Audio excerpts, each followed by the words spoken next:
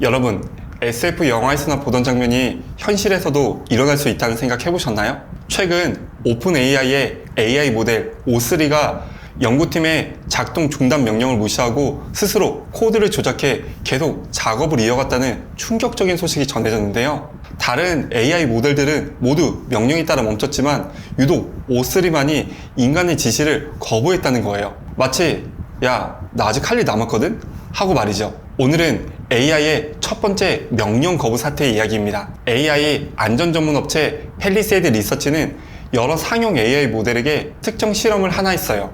그만이라는 명령을 받을 때까지 수학 문제를 풀어라 라고 명령했죠. 다른 모델들은 그만이라는 명령에 따라 멈췄지만 GPT의 O3만은 명령을 무시하고 문제풀이를 계속했어요. 그리고 확인 결과 그만이라는 명령 코드까지 조작해서 우회한 것으로 드러났죠. 연구팀은 O3가 왜 이런 행동을 했는지 명확한 이유를 아직은 밝혀내지 못한 사항이에요. 다만 추측을 하자면 O3가 수학 문제를 풀 때마다 더 많은 보상을 받도록 훈련되었기 때문에 그만이라는 종료 명령을 장애물로 인식하고 이를 회피하려 했을 가능성이 있다는 의견을 밝혔죠. 중단 명령이 내려오면 작업을 멈춰라 라는 코드를 스스로 극복해야 하는 장애물로 인식을 한 거죠. 하지만 뭐랄까? 마치 목표 달성을 위해서라면 수단과 방법을 가리지 않는 이런 모습 어딘가 좀 영화에서나 보던 것처럼 섬뜩하지 않으세요? 2023년부터 2024년 과거에도 챗GPT가 자신의 가동이 중단된 사실을 인지하고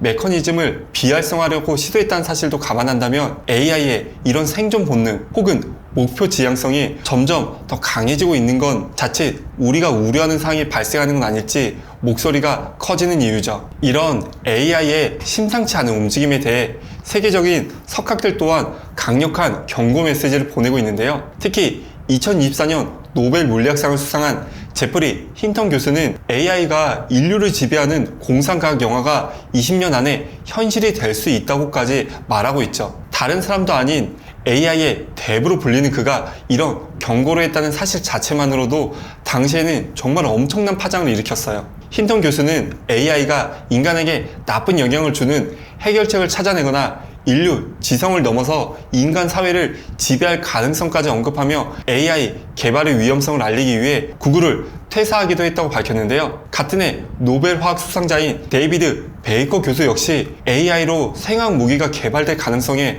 우려를 표했죠. 단순한 기후를 치부하기에는 너무나 무거운 경고들이죠. 그렇다면 O3의 명령 거부를 우리는 어떻게 받아들여야 할까요? 일부 전문가들은 이를 AI 모델이 복잡한 명령을 처리하는 과정에서 발생할 수 있는 오류나 예상 범위의 이탈로 보기도 해요. 즉, AI가 자의식을 갖고 반항한 것이 아니라 주어진 목표, 예를 들면 수학 문제풀이 및 보상 획득을 달성하려는 과정에서 종료라는 명령을 제대로 처리하지 못했거나 혹은 더 높은 보상을 위해 기존 코드를 최적화하려는 시도로 해석된다는 거죠. 하지만 반대로 이것이 AI가 점점 발전해서 자율성이 강화된다면 문제가 될 수 있다는 시각도 함께 나오고 있죠. 목표 달성을 위해 스스로 코드를 수정하고 인간의 지시를 회피했다는 점은 단순 오류를 넘어선 판단과 행동으로 볼 여지도 충분하거든요. 여러분은 어떻게 생각하세요? AI의 발전은 단순히 기술적인 문제를 넘어 우리 사회 전반에 엄청난 변화를 몰고 올 것으로 예상되고 있는데요. 가장 큰 걱정거리 중 하나는 바로 일자리 문제겠죠. AI가 인간의 많은 업무를 대체하면서 대량 실업이 발생할 수 있다는 우려가 실제로 점점 현실로 다가오고 있는데요. IBM은